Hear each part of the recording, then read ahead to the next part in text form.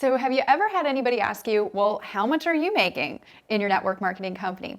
This is Tanya Eliza from tanyaeliza.com, and in this video, I'm going to show you how to handle that question or objection that sometimes comes up that's super embarrassing to handle if you don't know how to do it right. So stay tuned.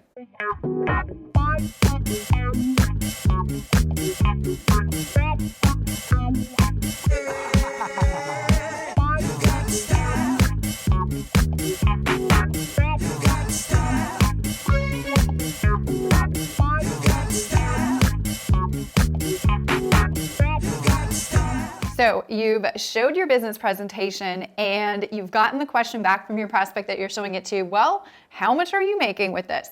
So there's a couple of things that I want to make note on how to make sure that you are handling this most effectively to give you the best outcome in your business. So number one, if you're already making a good size income in your network marketing business, definitely if you want to, you can show it to your prospect and say, hey, listen, here's how much I'm making. I know for me that when I first got started in my network marketing business, I actually asked the leaders that were doing the presentation, I said, hey, how much are you making? And I had a candid conversation with them, and they actually were making a good chunk of change, and they shared with me how much they were making without any resistance. But they had been doing that for about 3 years, so they did have a little bit of a check to share.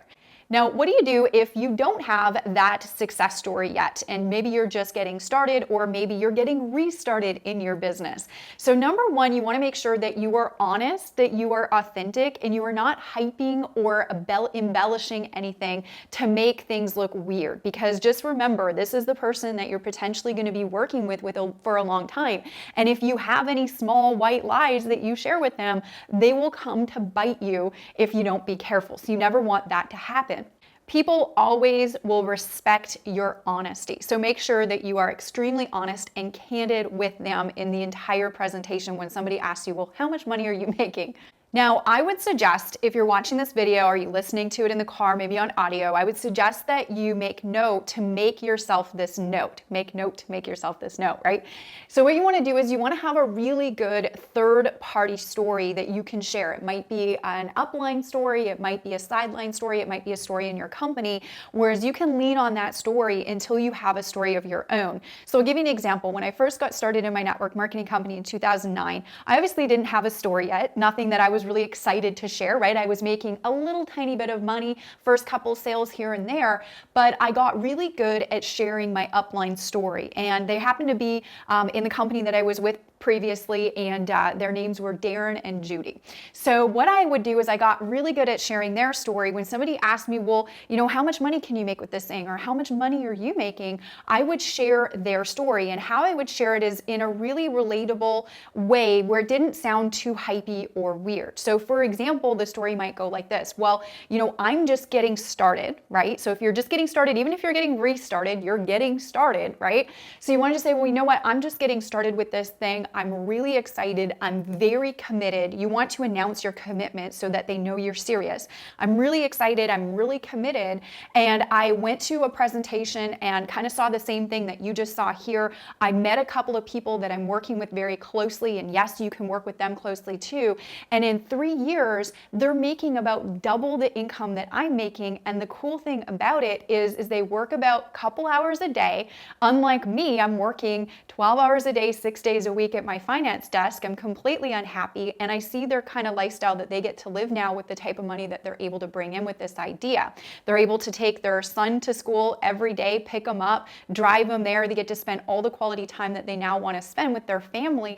And I am so excited to finally be able to work with somebody that knows what they're doing and can mentor me on this journey. And if you want, they can mentor you as well, and I can introduce them to you. Now, you asking me that question, how much money am I making, kind of alludes that you're interested in the money part of this idea. Am I right on that? Are you interested in the money part of what you just saw?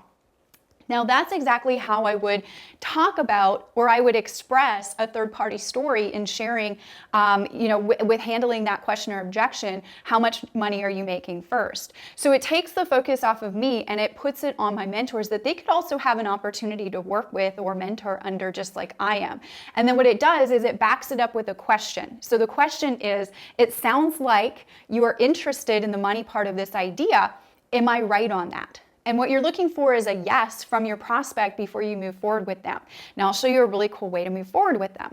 Now, if they tell you yes, they are curious to learn more about how the money works, I'll follow it up with another question. And the other question will be about how much on a monthly basis extra would you like to make?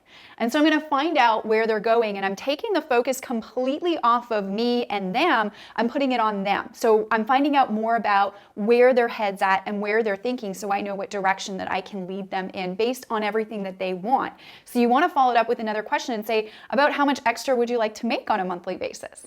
And then wait for them to answer that. And they're going to tell you, well, I want to make 500, I want to make 1,000, or whatever it might be in their world, right? And then you can speak that language back to them. And then I would ask them another question once they gave me that number. I would say, about how much extra time realistically per week do you have to dedicate to this kind of a side project? Do you have, 5 hours a week? Do you have 10 hours? What kind of extra time do you have right now? And they're going to tell you, I have 5 hours, I have 10 hours, I have 20 hours, whatever it might be. And then I'll ask them, I'll just say, okay, so you have an extra 10 hours and you want to make an extra $1,000 a month. And are you serious about that? Are you serious? Like, I'll kind of ask them, like, how serious are you? And then I'll say to them, well, if my mentor and I work with you and show you how to do that with your extra time that you have extra week, that extra, 10 hours that you just told me that you have, would there be anything else that you need to know before we get you started with us?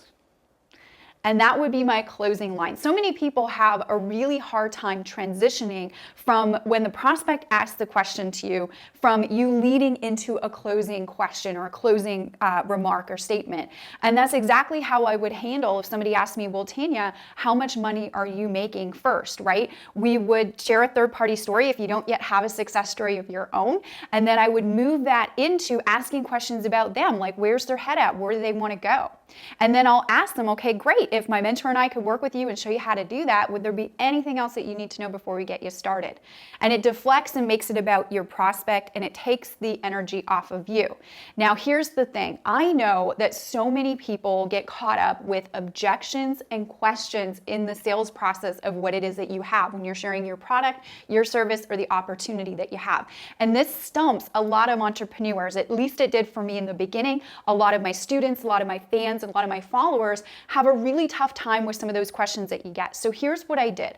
Over on my blog, in every episode of Tanya Eliza TV, I like to leave you with a great resource that you can download and you can implement into your business. Now, this week's a little bit special. What I'm going to actually be doing for you is I'm going to be sharing with you an audio and a downloadable resource that I have called Beyond Objections. Now, it's the 10 most common objections and questions that entrepreneurs in home-based business get, and it'll help you overcome them. What to say, you can listen to the audio and you actually hear me talking in your ear. It'll tell you this is how you handle this objection. And then it also comes with a cheat sheet where you can actually print it out, and any objection that's there, you can kind of have a quick reference guide on how to handle it and how to respond back when your prospect gives you that after you share your product or service or opportunity with them. So on my blog post, on this week's blog post, if you're not already watching this video on my blog, you can go there. We'll leave a link in the description box, tanyaeliza.com/18 download, the number 18 download. If you go there, you're going to see a button under the video that you can click, and it'll take you to the information that I have on that audio and download called Beyond Objections. So it's something I've specially put together to help a lot of people handle any objection or question, the 10 most common ones that you'll get after a presentation. How much money are you making? Is one of them, definitely, and you got to know how to eliminate that and how to overcome that. How does your compensation plan work? I want to think about it. I want to talk to my spouse first. All of those common ones are in there, and it'll help you crush them and eliminate them in your business. And it'll give you more confidence in your business because you know how to handle anything that might come back to you after you've shown your business presentation to somebody. So, did you find value in this video? So hopefully watch this video a couple times if you have to. It'll really, really help you get good at answering that question or objection that comes up. How much money are you making first? It'll help you handle it like a professional, and it'll also help you make it about them and really serving your audience and helping them get to the goals that they want to get to, which is ultimately most important, because in network marketing, it is never about us. It is always about our prospects and how we can help them in our profession. Make sure to go over to tanyaeliza.com/18 download to check out the audio and download that I have for you called Beyond Objections. You are absolutely going to love it. So many people already do.